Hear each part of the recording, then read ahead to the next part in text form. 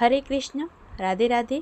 आज हम इस वीडियो के माध्यम से मार्गशीर्ष महालक्ष्मी व्रत कथा का श्रवण करेंगे। आप सबसे छोटा सा अनुरोध है, आपको ये कथा अच्छी लगे तो लाइक करना ना भूलें। भारतवर्ष के सौराष्ट्र देश में द्वापर युग की यह कहानी हुई है। सौराष्ट्र में उस समय भद्रश्रवा नाम के राजा रहते थे। वे बड़े पराक्रमी राजा थे। उनकी रानी का नाम सूरजचंद्रिका था। रानी दिखने में सुंदर सुलक्षणा थी और पतिव्रता भी थी। उन दोनों को 7 पुत्र और उसके बाद एक कन्या का वरदान मिला था। कन्या का नाम श्यामबाला था। एक बार महालक्ष्मी जी के मन में आया कि जाकर उस राजा के महाप्रसाद में रहे। इससे राजा को दुगनी धन दौलत की प्राप्ति होगी और वह उस धन दौलत से अपनी प्रजा को और सुख दे पाएगा। गरीब के घर अगर रहे तो उसे धन दौलत प्राप्त हो तो वह स्वार्थी की तरह केवल उसके ऊपर ही खर्च करेगा। यह सोचकर महालक्ष्मी जी ने बूढ़ी ब्राह्मण स्त्री का रूप धारण किया और हाथ में लाठी लिए लाठी के सहारे रानी के द्वार तक पहुंची।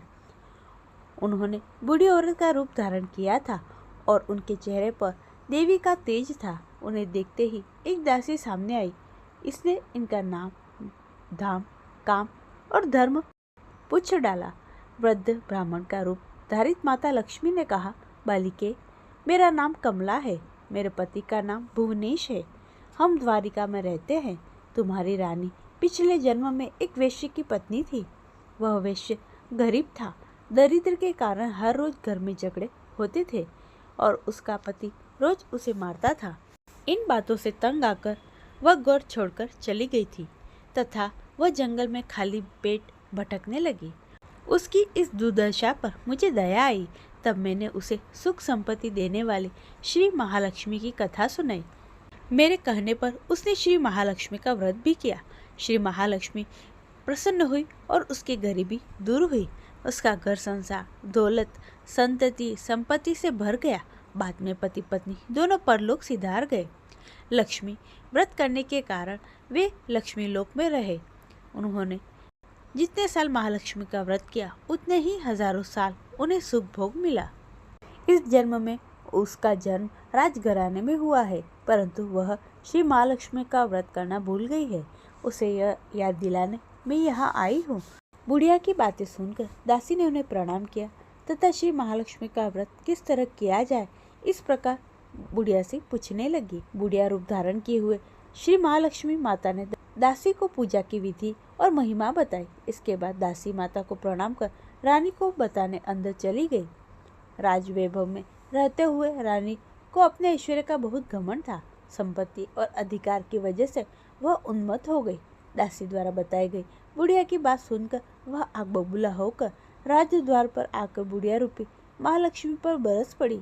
उसे यह मालूम नहीं था कि श्री महालक्ष्मी माता बुढ़िया का रूप धारण किए हुए द्वार पर आई हैं, परंतु रानी का इस कदर रुख बढ़ता अनादर देखकर माता ने वहां रहना ठीक न समझा। वे वहां से चल पड़ी। राह में उन्हें राजकुमारी श्यामबाला मिली। उन्होंने श्यामबाला को सारी बात बताई। श्यामबाला ने अपनी ओर से महालक्ष्मी माता से क्षमा मांगी। माता को उस पर दया आई। उन्होंने श्यामबाला को श्री महालक्ष्मी व्रत के बारे में बताया। उस दिन अगहन माह का पहला गुरुवार था। श्यामबाला ने परम श्रद्धा के साथ महालक्ष्मी का व्रत रखा। फलस्वरूप राजा सिद्धेश्वर के सुपुत्र मालाधार से उनका विवाह हुआ और धन दौलत, ऐश्वर्य, वैभव से माला माल हो गई। पति के साथ ससुराल में आनंद से दिन बिताने लगी। इधर श्री महालक्ष्मी का रानी पर प्रकोप हुआ। फलस्वरूप राजा भद्रश्रवा का राज्य और राज कारोबार सब नष्ट हो गया। यहाँ तक कि खाने के लाले पड़ गए। ऐसी हालत में एक दिन रानी ने राजा से निवेदन किया कि हमारा दामाद इतना बड़ा राजा है, धनवान है, ऐश्वर्यशाली है, क्यों न उसके पास चले जाए।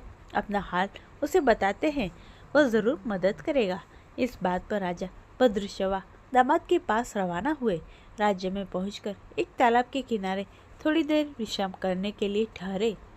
तालाब से पानी लेने आते जाते दासियों ने उन्हें देखा। उन्होंने विनम्रता पूर्वक उनसे पूछताछ की। जब उन्हें मालूम था कि वे रानी श्यामबाला के पिता हैं, तो दौड़ते हुए जाकर उन्होंने रानी को सारी बात बताई। रानी ने दासी के हाथ राज परिधान भेजकर बड़े ठाट बाट से उनका स्वागत और आदर सत्कार किया, खान पान करवाया। जब वे लौटने लगे तो उन्हें सोने की मोहरों से भरा घड़ा दिया। राजा भद्रशवा जब वापस लौटे तो उन्हें देखकर रानी सूरज चंद्रिका खुश हुई। उन्होंने सोने की मोहरों से भरे घड़े का मुंह खोल, पर हाय भगवान, घड़े में धन के बदले कोयले मिले। यह सब श्री महालक्ष्मी का प्रकोप से हुआ था। इस प्रकार दुर्दशा में और कई दिन बीत गए। एक बार रानी स्वयं अपनी कन्या के पास गई। वह दिन अघन माह का अंतिम गुरुवार था। श्यामबाल ने भी श्री महालक्ष्मी का व्रत किया, पूजा की, अपनी माता से भी व्रत करवाया। इसके बाद रानी अपने घर वापस आई। श्री महालक्ष्मी का व्रत रखने पर उसे फिर से अपना राजपाट, धन दौलत, ऐश्वर्य प्राप्त हुआ। शांति आनंदमय जीवन बिताने लगी। कुछ दिनों के बाद राजकन्या श्यामबाला अपने पिता के घर आई। उसे अपने घर देखकर सूरज चंद्रिका को पुरानी बातें याद आई। यही कि श्यामबाला ने अपने पिता को घड़ा भरकर कोयला दिया था और उसे तो कुछ भी नहीं दिया था। इसी कारण श्यामबाला को पिता के घर आने पर उसका कोई आदर आतिथ्य नहीं हुआ, बल्कि अनादर हुआ। पर उसने इस बात का बुरा नहीं लगाया। अपने घर लौटते समय उसने पिता के घर से थोड़ा नमक ले लिया। अपने घर लौटते ही उसके पति ने पूछा, अपने मायके से क्या लाई हो? इस पर उसने जवाब दिया, वहाँ का सार लाई हूँ। पति ने पूछा, इसका मतलब क्या हुआ? श्यामबाला ने कहा, थोड़ा धीरज रखे, सब मालूम हो जाएगा। उस दिन श्यामबाला ने सारा भोजन नमक डाले बिना ही बनाया और परोसा। पति ने खाना चखा। सारा खाना नमक बिना था, इसलिए स्वाद नहीं आया। फिर श्यामबाला ने थाली में नमक डाला और इससे सारा भोजन स्वादिष्ट लगने लगा। तब श्यामबाला ने पति से कहा, यही है वह मायके से लाया हुआ सार। पति को उसकी बात सही लगी। फिर वह दोनों हंसी मजाक करते हुए भोजन करने लगे। कहा गया, इस तरह से कोई श्रद्धा भाव से महालक्ष्मी की पूजा करे, उसे माता की कृपा प्राप्त होती है, सुख संपत्ति शांति प्राप्त होती है और सारी मनोकामनाएं पूर्ण हो जाती है। परंतु यह सब प्राप्त होने पर माता की पूजा करना नहीं भूलना चाहिए।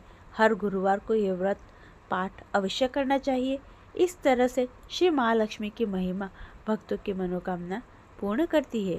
बोलिए लक्ष्मी माता की जय। मार्गशीर्ष महालक्ष्मी की दूसरी कथा। एक गांव में एक गरीब ब्राह्मण रहता था। वह नियमित रूप से जगत के पालनहार भगवान विष्णु की आराधना करता था।